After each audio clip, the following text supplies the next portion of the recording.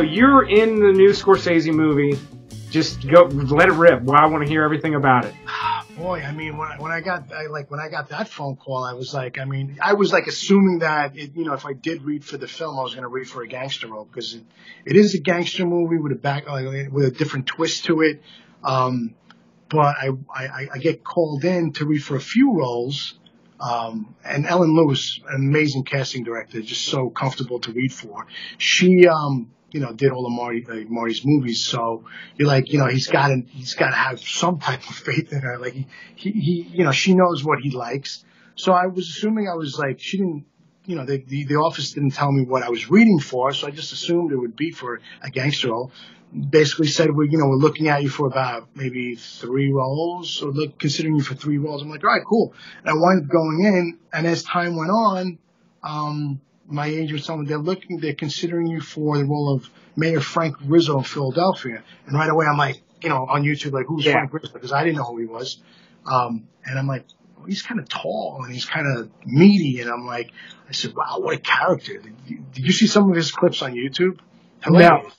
No. I mean, tough guy. He seemed like, I think he was also the commissioner of police at some point. He's just like a real tough guy, rough around the edges, who talked like this, like one of those guys, like, get off my lawn. Like, he was one of those, like, guys. I see a picture of him now. Yeah, right? Like, but then I saw what he looked like in 73. And I'm like, okay, I could see what Ellen Lewis and Marty's, what they're looking at. So I'm not, as tall as he is, but, if for movie purposes, it's definitely going to work. And I wound up getting casted as Mayor Frank Rizzo, and I was doing backflips and cartwheels. Yeah, I bet. Yeah, I was like, oh, wow. I mean, because, they're all getting older. Marty's getting older, and Bob and Pacino and Keitel and Pesci and Ray Romano's in it. He's a great actor. Like, you would think. Yeah, the Big Sick. I was really surprised with him in that. He was a great actor, and he was great in Vinyl. So, I mean, my best friend, Catherine Narducci, plays Joe Pesci's wife. The pictures of her look incredible. Oh, camera shots of her. That's going to be I think she's going to kind of. She seems like she's going to be a real focal point in that movie. She's a fantastic actor, and I'm not saying it because she's my best friend.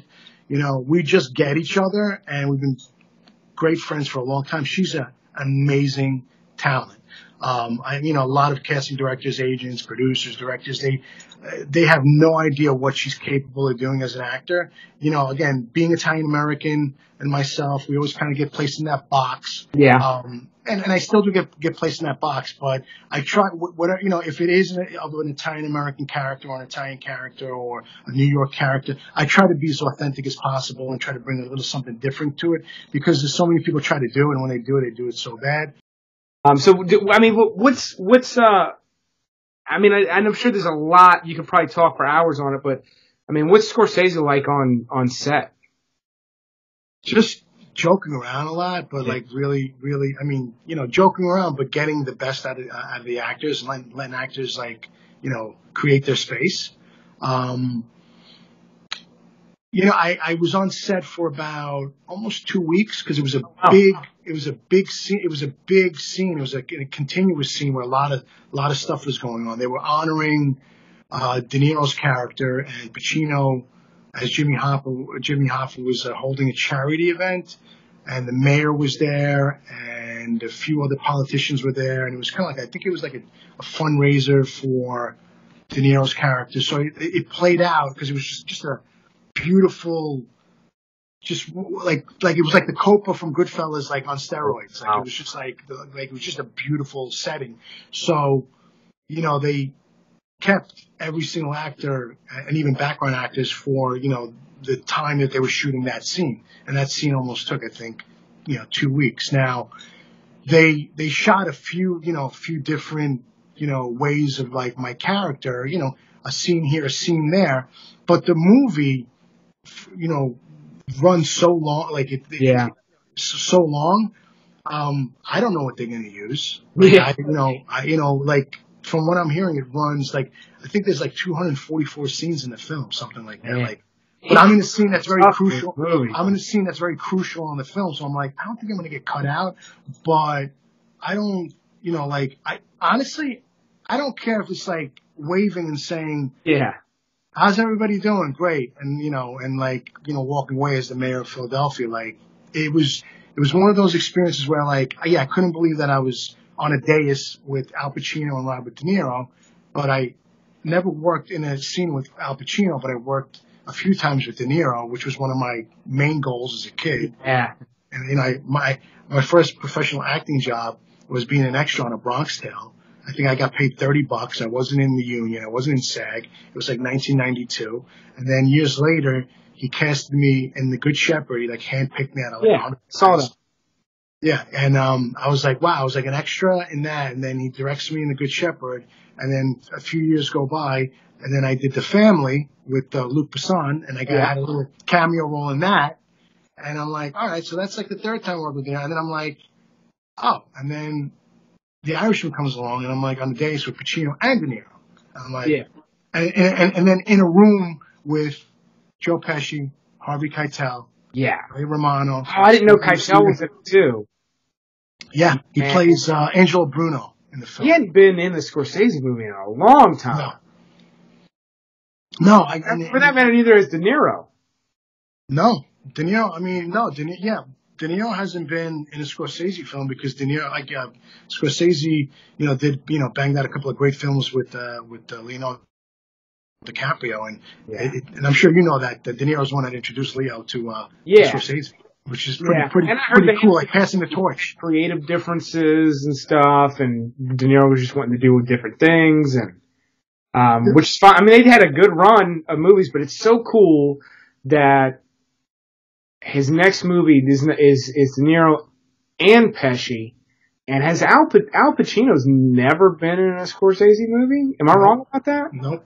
Yeah. No, you're right. Yeah, he's never been in a Scorsese movie, no? Yeah, I didn't think so. No. So, man, it's like the most epic Scorsese movie. Yeah, and everybody's talking about that film. Yeah. Everybody's talking about that film. I mean, it was just beautiful to watch, like, De Niro, like, working with Scorsese. It was just they're like, hugging and kissing, and seeing De Niro hug and kiss with Pacino. It was just very, it was very beautiful to watch. I mean, and at some points I was like, I was sad because it was like, everyone got older. They're like, it's not De Niro and Pacino of like when I was a kid, kind of like looking up like, oh, Pacino and De Niro. It's like, I'm so grateful to be here, but I'm like also sad because it's like everyone's everyone's older, but then I flip it and I go, wait a second, if they're older, I've gotten older. So I'm not the 20-year-old some kid on the set of a Bronx Tale anymore. Like it's like 2017 at the time we were shooting, and I'm like in a room full of like the legends, and it's just a different time, but unbelievable to watch. It was It was unreal. A fly on the wall, because that's kind of what you are when you're not in a scene. You just have to wait around. You're just waiting. You're waiting around, but the great thing is that you're in a room, full of the, actors that are in the film, and you start building relationship, you start building conversation. You guys are there for a few weeks, and Stephen Graham was great. I mean, great as a person, as an actor. Ray Romano, Catherine. I'm hanging out like with my best friend on a Scorsese movie. Yeah, and like wow. And most people think, oh well, they're best friends, and she probably put in a good word, or he put in a good word, and vice versa, because we've worked together on a few things. It's it's out of loyalty, of course. We look out for each other, but I went in and read for the movie. Like I actually did an improv tape and put myself on tape, read the book, improv the scene, put myself on tape, sent it to my agent, said send it to them, and then I got called in by Ellen Lewis's office and said, well, she wants to work with Gino directly. She loved the tape. She wants to see him directly, and I went in. And I basically auditioned for the movie. No, there were no favors. There's no favors. Like not a movie like that either. No, there's no favors. There's favors in the industry. I get it. There's nepotism. There's favors, but anything that I've ever kind of really done is out of building a relationship or working really hard at it and earning it. Like when you earn it, it feels a lot more better than just like being handed something. Now, if you've gotten an offer on something, it definitely has history. Like, for example, like this film I just wrapped, Appalachian. Like Danny A. I worked with him on a film a couple of years ago in one quick scene. He did a film called First We Take Brooklyn. He put me in the movie for one scene. I play a maitre d' in a scene. And I'm in and out. But loyal guy, met him years ago, stayed in touch, and had another film on his slate. Says, I'm doing this film, and you'd be perfect for like Carmen Galante. And that was it. So that, but again, it was offered, but it was a 10-year relationship. Yeah. It wasn't just like, okay, yeah, well, here's the role. Again, people ask what's the secret sauce sometimes. There's really no secret sauce. The secret sauce, if anything, is build relationships, stay loyal, and, do what you love, I guess. I mean, the last few projects were really through relationships. Yeah. But this, the Irishman was, again, more like, no, I want to put myself on tape. I'm gonna go for it. Like, I'm gonna try at least. I'm not just gonna sit there and wait for, the phone to ring and be like, oh, you're going to read for a Scorsese movie. Like, no, I'm gonna put myself on tape and like, really like put a lot of time into the tape and busted my ass on that tape. I was exhausted when I did that tape.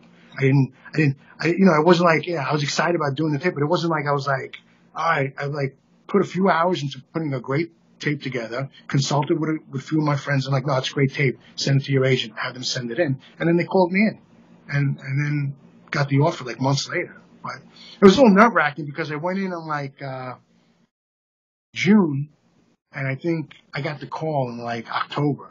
So it was like, I waited, but when I forget about it.